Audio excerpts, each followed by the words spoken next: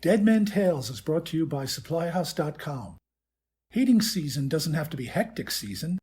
You can get repair and maintenance parts from industry-leading brands delivered quickly to you with SupplyHouse.com. SupplyHouse.com has a large, well-stocked inventory of over 300,000 parts and offers free shipping on orders over $99. Trade pros can join the Trademaster program for free shipping, a dedicated customer service phone line, lower prices, and more. Shop now or learn more at supplyhouse.com/trademaster. That's supplyhouse.com/trademaster. Make this heating season easy with supplyhouse.com. From heatinghelp.com, it's Dead Men Tales. I'm Dan Holohan. There's long been talk about how to divvy up the heating expenses in buildings that have tenants. Should each tenant have their own meter? Their own boiler? Boilers are a lot smaller than they used to be, right? In Europe, you'll often see these little ones hanging in the kitchen. I remember seeing those wall-hung boilers at the big ISH show in Frankfurt, Germany, the first time I visited there in 1991. I had to ask what they were because, to me, a boiler was something that hunched on the basement floor and weighed more than a compact car. The ones at the show looked more like medicine cabinets. On that visit, I also saw evaporative BTU meters for the first time.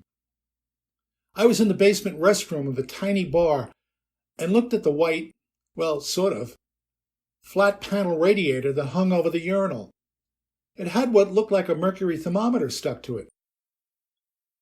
With the exception of my buddies, who were all from America, no one spoke English in that bar, so I wasn't able to find out what the thing on the radiator was.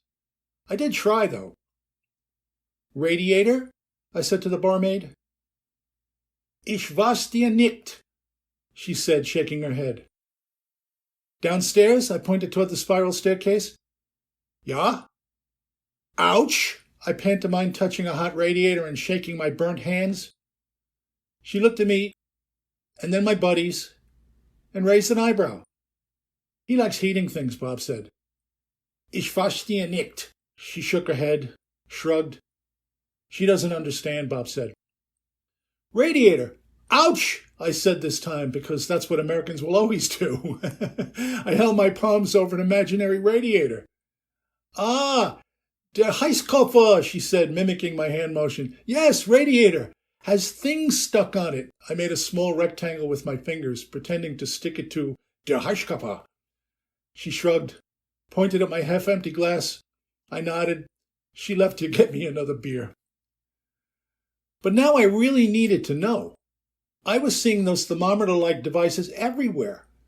Isn't it funny how when you start looking, you actually start seeing? They were in every store we went into. I would point at them and wonder. Were these things there to show the individual room temperature? If not that, what else could they be doing? And then I decided to ask an English-speaking engineer at the ISH show, which is what I should have done in the first place, and probably would have had there not been beer involved. He laughed and told me that what I was seeing was an evaporative BTU meter. They're on just about every radiator in a rental space, both stores and apartments, he said. German law demands it. I asked how they work, and he explained that the landlord mounts one on each radiator at the start of the heating season. They contain a fluid that evaporates in the presence of heat. At the end of the heating season, the landlord collects them all and compares one to the other. How much of the fluid is gone from each? That will determine how much each tenant will pay for that winter's heat. It's beautifully simple.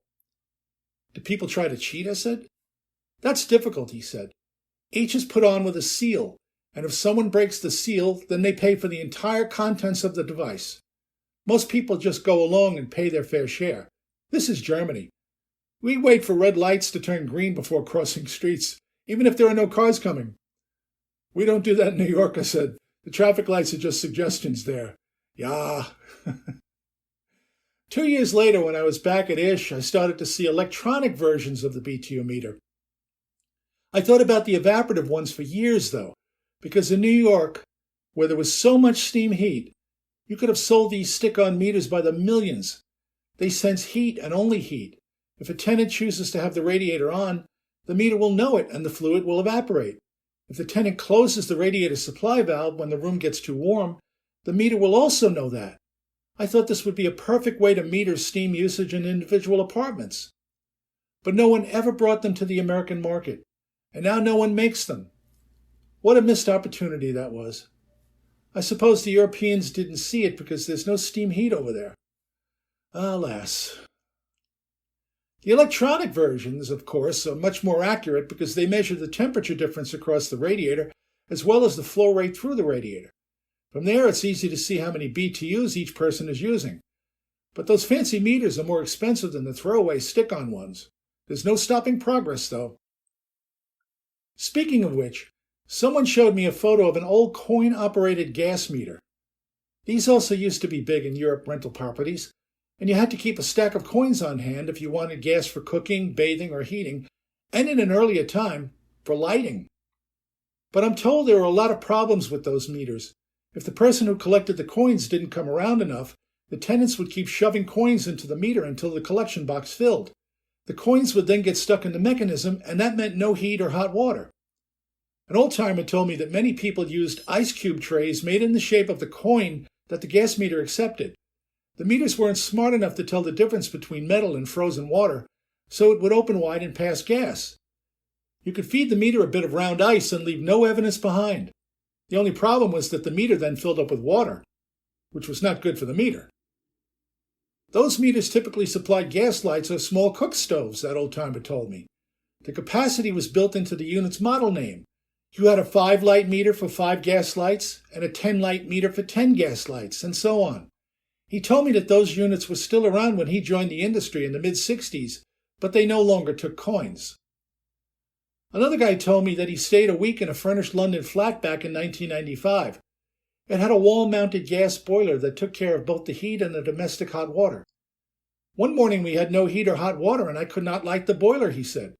My traveling companion was steaming and wanted to call the retail agent, but I told him to wait a second. I found the gas meter behind an access panel in the kitchen. It had a magnetic striped card slot. The LCD display read 0 pounds. There was a new card sitting on top of the meter. I stuck it in, heard a click, and the display now read 50 pounds. Presto! We were back in business. I asked how he knew to look for that, and he said he was a fan of old English novels. That's where he learned about coin-operated meters. See? It pays to be a reader. There are no such meters in New York City, where most of the older apartment buildings include the steam heat as part of the monthly rental. Short of these evaporative BTU meters I saw in Germany that never made it to America, I've never heard of a viable way to measure how much steam each tenant uses. And besides, most of those tenants open the windows on wintry days because the radiators are putting out way too much heat. I know the landlords could install thermostatic radiator valves on those old radiators. That would save fuel and make their apartments more comfortable, but they don't show how much steam each tenant uses, and they cost money. So who pays? The landlord doesn't want to pay because he can't get any more money out of the tenants. Their monthly rent is tied to a lease, and many of those leases have rent control laws attached to them. The tenants don't want to pay because it's just easier and cheaper for them to open the window when it gets too hot. The only solution is to replace the steam heat with something else. And guess what?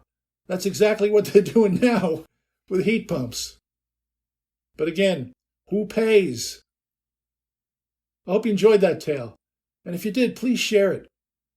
Thanks for spending some time with me. It means a lot.